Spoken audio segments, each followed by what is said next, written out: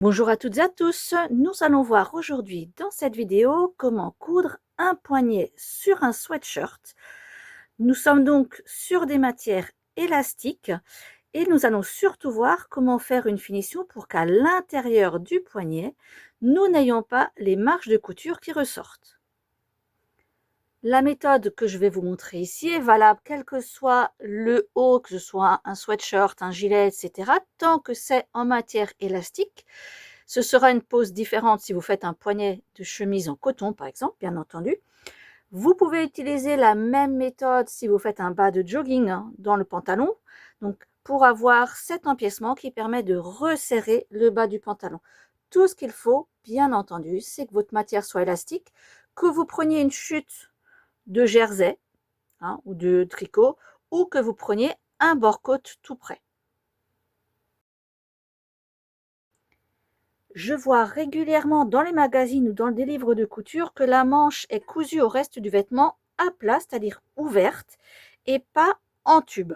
Ce qui fait que lorsque vous allez coudre le poignet avant de fermer votre manche en tube, vous allez avoir la marge de couture du poignet qui apparaît.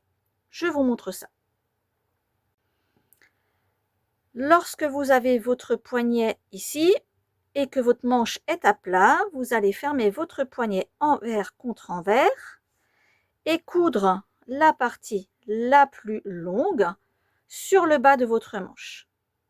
Quand vous avez plié votre poignet, donc vous l'ajustez sur le bas de la manche et vous faites votre couture à la largeur indiquée dans le magazine. Quand c'est fait, vous voyez, le poignet est bien accroché sur le bas de la manche et maintenant vous allez pouvoir la replier, c'est-à-dire créer le tube. Il faut imaginer le reste du vêtement déjà accroché et vous allez faire toute la ligne jusqu'en bas. Avec cette méthode, on va donc avoir notre marge de couture ici qui est visible et qui est contre notre corps. Alors ce n'est pas très grave en soi, c'est plus esthétique puisque lorsque vous allez mettre votre manche sur l'endroit, au bout de la manche en fait, vous allez avoir ceci. Donc la marge de couture qui est très visible. Donc non seulement ça va frotter contre votre poignet, mais en plus, si vous avez la manche qui s'ouvre un petit peu, vous pouvez voir de l'extérieur cette marge de couture, ce n'est pas forcément l'idéal. Je vous montre dans la suite de la vidéo comment faire justement une pose de poignet pour ne pas avoir cette marge de couture visible. Pour éviter d'avoir la marge de couture du poignet qui soit visible, vous allez poser votre poignet une fois que la manche est fermée. Donc si dans le magazine que vous utilisez, ils vous disent de poser la manche à plat avec directement le poignet, ce n'est pas grave. Vous faites déjà la pose de votre manche, vous fermez ensuite la manche dans le reste de la construction de votre vêtement et à la fin, vous allez ajouter le poignet. J'ai donc ici mon bas de manche, je n'ai pas fait la manche en entier, mon poignet.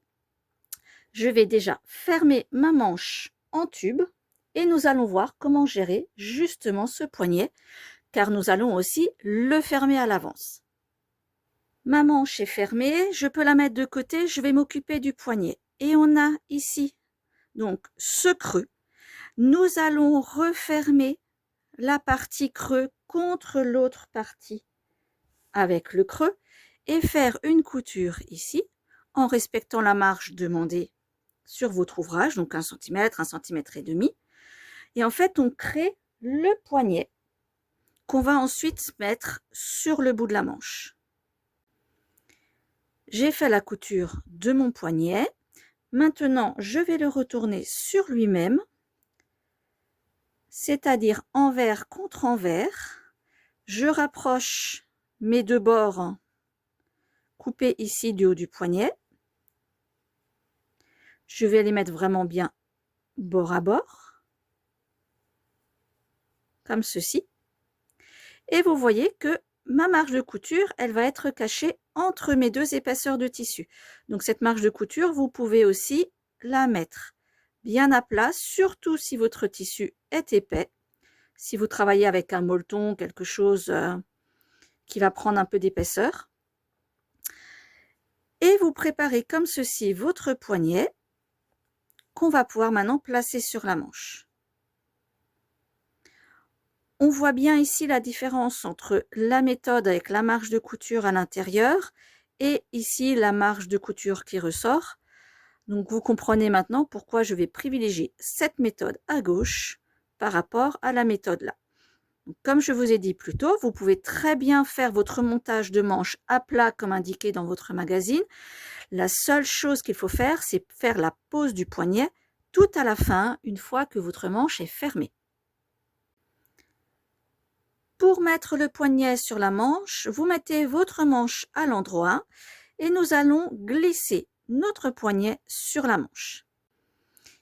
Il va falloir évidemment faire correspondre votre ligne de couture du poignet avec la ligne de couture de la manche, mais ce n'est pas forcé de le faire tout de suite quand vous glissez. Vous pourrez ajuster ces lignes de couture une fois que le poignet sera déjà emmanché justement sur la partie à coudre. Je vous montre déjà comment faire glisser votre poignet pour que vous ayez le sens de pose et je vous montrerai ensuite dans la vidéo comment réussir à bien répartir votre tissu pour faciliter la couture. Mais d'abord, voyons la pose. Il va falloir faire correspondre ce bord du poignet avec le bas de manche. Donc vous prenez votre poignet sur votre main, votre manche, et vous glissez la manche à l'intérieur du poignet. C'est pour ça, vous voyez que je vous dis, ce n'est pas grave si les coutures ne correspondent pas tout de suite. On gérera la mise en place fine juste après. Et on va déployer notre tissu de manche à l'intérieur du poignet. Et là, vous voyez que comme notre poignet doit resserrer le bas de manche, nous avons une sorte de trop-plein de tissu. Et c'est là qu'on va le gérer pour éviter qu'on ait des plis d'un côté et rien de l'autre. Il va falloir répartir ce trop-plein de tissu à l'intérieur de ce petit poignet. Mais je vous rappelle qu'on est dans des tissus élastiques, donc en tirant un petit peu, ça va nous aider. Mais il y a une petite astuce pour aider encore plus. Pour aider à la répartition de ce trop-plein de tissu de la manche, je vais marquer des repères à l'aide d'épingles. Je vais partir du repère ici de couture, je plie en deux et je vais aller mettre un repère en face. Donc en gros à la moitié de la manche. Je mets juste une épingle, vraiment dans le pli. Ça me coupe du coup mon cercle de bas de manche en deux parties égales. Je fais la même chose avec mon poignet. Je pars de cette couture ici, je plie en deux et je vais mettre une épingle de l'autre côté. Donc si vos tissus ne sont pas bien ajustés, pas de panique, vous les ajustez tranquillement et vous mettez votre repère. Je glisse maintenant le poignet comme je vous l'ai montré par-dessus la manche, donc la manche se met à l'intérieur et là je fais coïncider ces repères-là, donc le repère de couture. Pareil à l'intérieur, je peux ouvrir la couture à plat si jamais vous ne l'avez pas travaillé sur jeté. Sinon, vous la mettez simplement d'un côté. J'épingle. Et je vais épingler aussi en face les deux épingles ensemble. Donc, je laisse ces deux épingles-là. En général, j'en mets une troisième pour ne pas perdre les repères s'il y a un souci et que je dois défaire. Et maintenant, il suffit de tirer. Vous voyez qu'ici, ça se met facilement en place.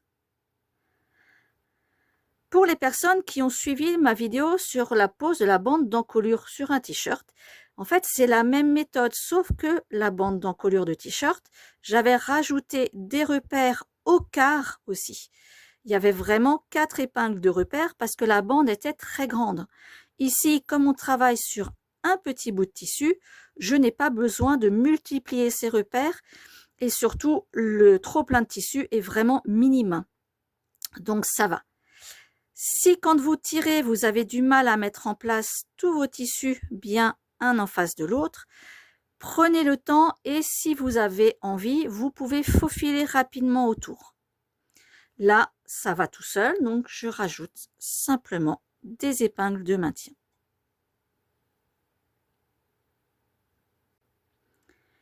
Une fois que vous avez tout épinglé, vous allez pouvoir passer à la couture. Soit vous y allez directement à la surjeteuse, ce n'est pas un souci, soit vous utilisez un point élastique sur votre machine à coudre.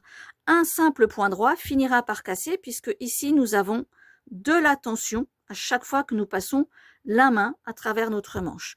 Donc le point élastique est indispensable. Par contre, si vous êtes peu à l'aise avec justement le fait d'étirer sa bouge, rien ne vous empêche de passer une première couture brouillon, on va dire, à 1/2 cm en point droit, tout simplement. Car si vous ratez votre couture, elle sera plus facile à défaire qu'un point élastique. Donc n'hésitez pas à faire ça et de toute façon, une fois que vous aurez mis en place votre poignet à l'aide de cette couture au point droit, vous allez refaire une couture qui correspondra à votre marge de couture, on va dire à 1 cm, en point élastique. Et c'est cette dernière couture en point élastique qui sera la vraie couture. Et si vous passez avec la surjeteuse, ce point brouillon que vous avez fait, cette couture brouillon, sera de toute façon avalée avec la surjeteuse.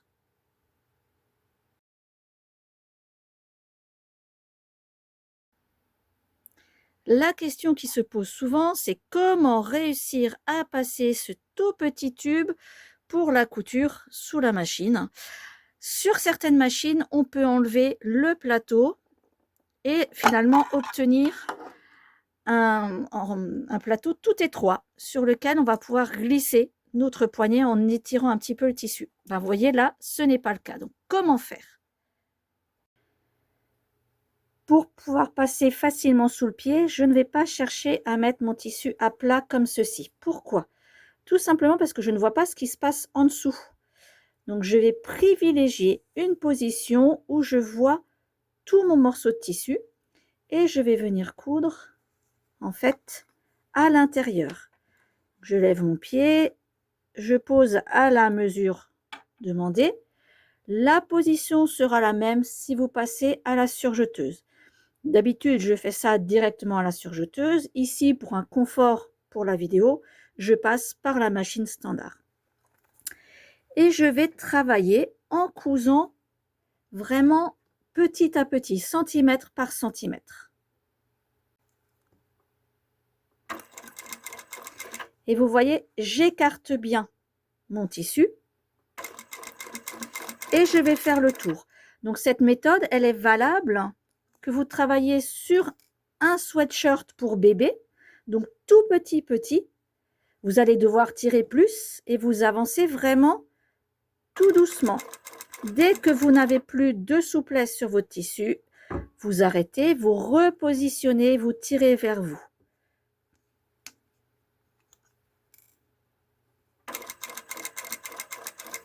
Et vous faites tranquillement tout le tour comme ça. Et à chaque fois, je repositionne vers moi, ce qui vous permet aussi de vérifier si votre tissu n'a pas roulé. Et vous faites le tour. J'ai fini le tour de mon poignet. Je vais repasser la surjeteuse puisqu'ici, j'étais sur ma piqueuse plate, donc en point droit. Il faut que j'enlève cette couture brouillon qui ne va pas tenir avec le temps. Mais si je repasse maintenant sur l'endroit, on va voir qu'à l'intérieur, je n'ai pas de marge de couture visible. La seule marge de couture que je vais avoir, c'est évidemment celle-ci, celle de montage. Donc, quand ce sera passé à la surjeteuse, ce sera propre. En général, je ne fais pas de surpiqûre sur l'extérieur pour maintenir cette marge de couture parce qu'elle est prise dans le volume du vêtement et je ne ressens pas le besoin de le faire. Mais si vraiment, vous pouvez très bien faire ici une surpiqûre avec votre aiguille double par exemple. Faites attention à la faire régulière. Et voilà, le poignet est posé. La largeur du poignet, évidemment, dépend de votre modèle. Ici, il est assez grand, vous pouvez avoir un poignet beaucoup plus petit, que ce soit en jersey, en bord-côte, etc. Le tissu est élastique. Il y a de la souplesse. Vous comprenez aussi maintenant pourquoi vous avez besoin d'un point élastique pour maintenir votre couture, pour qu'elle ne craque pas. Donc, pensez-y, c'est important. Je vous dis à bientôt pour une autre vidéo.